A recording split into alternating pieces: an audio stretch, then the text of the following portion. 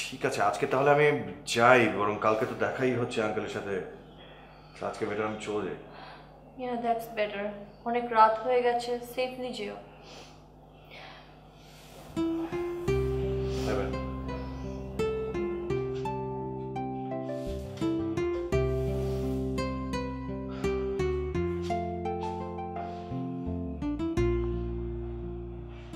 আমার কথা অমান্য করে যেদিন থেকে তুমি সুকন্যন ফাউন্ডেশন শুরু করলে, সেদিন থেকে আমি মানসিক ভারসাম্য হারাতে শুরু করলাম।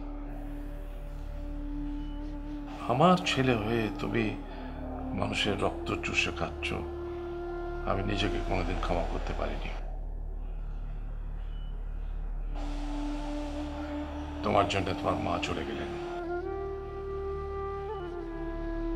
তোমার স্ত্রী তোমাকে ছেড়ে চলে গেলেন, আমার দুটি কন্যা তোমার আদর্শে অমানুষ হয়েছে। তোমার 3 কন্যার মধ্যে 2 কন্যা আদর্শহীন হয়েছে। এমন একটি পরিবার আমার। আমি কি সুস্থ থাকতে পারি? আমি পাগল হয়ে গেছি।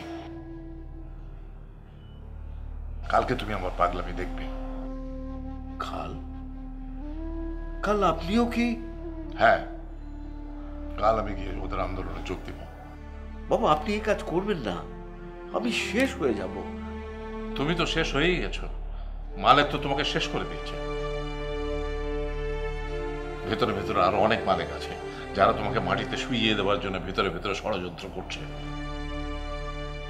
তুমি তো আমার কথা শোনো, তুমি তাদের কথা শোনো। সে বিশ্ববিদ্যালয়ের চাকরি ছাড়ার পর থেকে তুমি আর কোনো কথা শোনো নাই আমার, আর শুনবেও না, সেটা আমি জানি। বাবারে,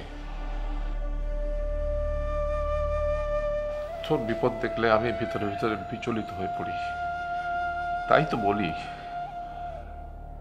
ঠিক আছে, কালকে আন্দোলনের সময় দেখা হবে।